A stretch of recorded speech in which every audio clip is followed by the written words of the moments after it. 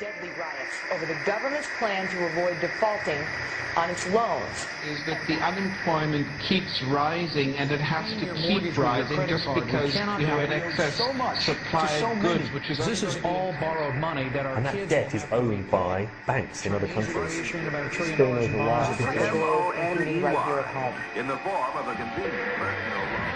A filter cigarette that delivers the taste, and 45 malt liquor. Are you hot? Quite some time ago, by a second, America is sponsoring I first learned it from my grandmother. Now, my grandmother was a wonderful person. She taught me how to play the game Monopoly. She understood that the name of the game is to acquire. She would accumulate everything she could, and eventually she became the master of the board. And then she would always say the same thing to me. She'd look at me and she'd say, "One day, you'll learn to play the game."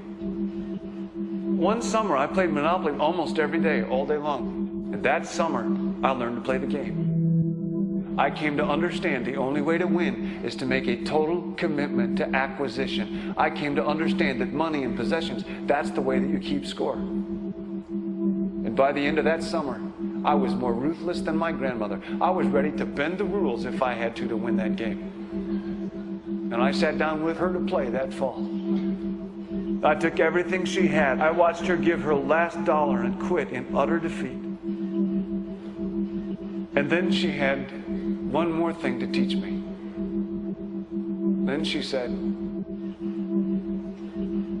"Now it all goes back in the box."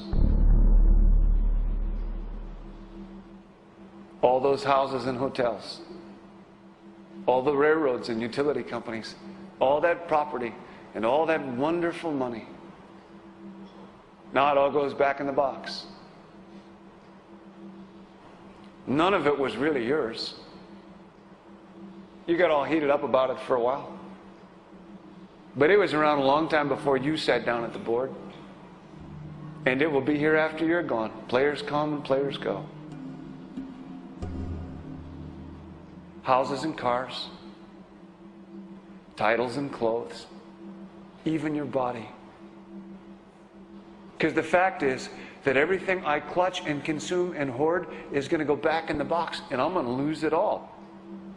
You have to ask yourself, when you finally get the ultimate promotion, when you've made the ultimate purchase, when you buy the ultimate home, when you have stored up financial security and climbed the ladder of success to the highest rung you can possibly climb it, and the thrill wears off, and it will wear off,